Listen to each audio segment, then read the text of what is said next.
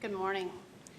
I'm here to give a brief update on how our hospitals look and our medical community looks, and also how Delta variant is affecting our community.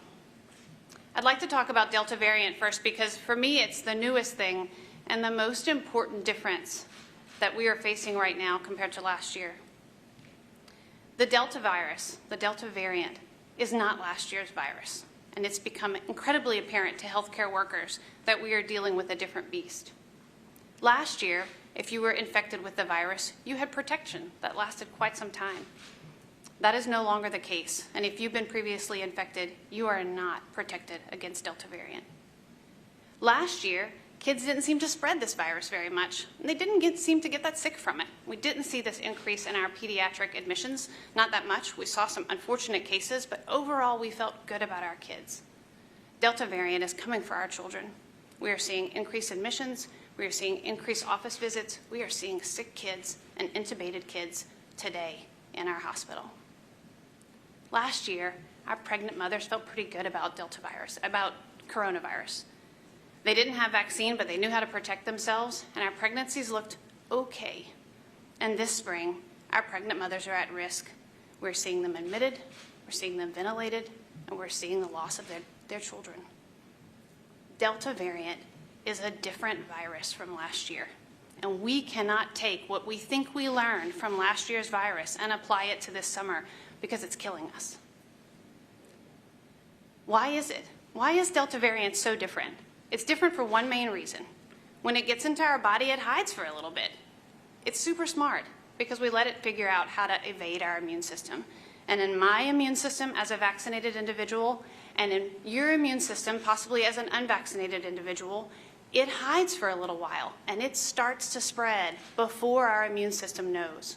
So for me, I still feel good about that. That's fine. My immune system's ready. And within the first day after it's finished hiding, I have antibodies and I am fighting it. And so even if I become the rare breakthrough case, I am going to be mildly symptomatic, get a test, and get over it.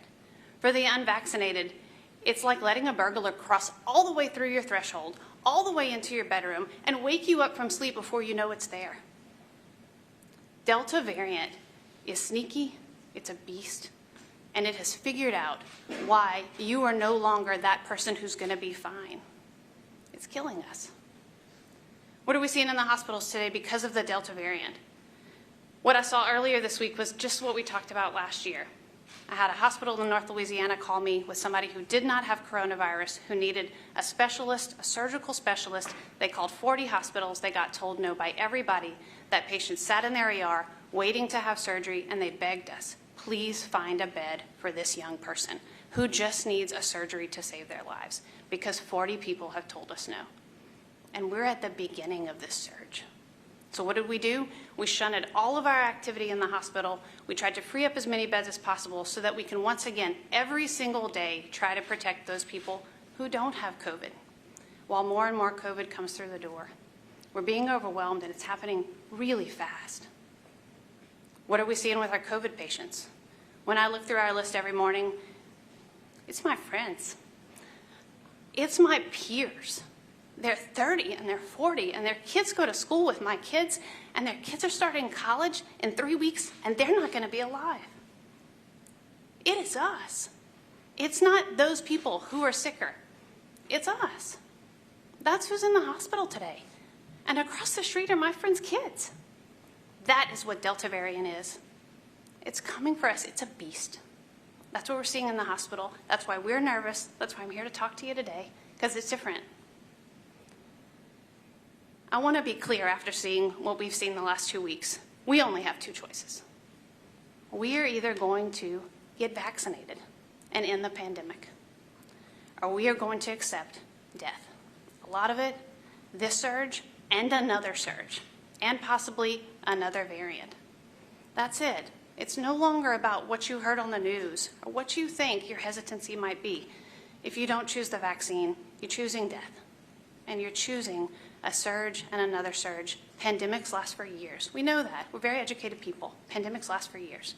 The only thing that will stop them is the vaccination. Which one do you choose? I choose vaccination. I will sit in Tiger Stadium. I will watch our vaccinated team play a phenomenal game of football over and over again this year.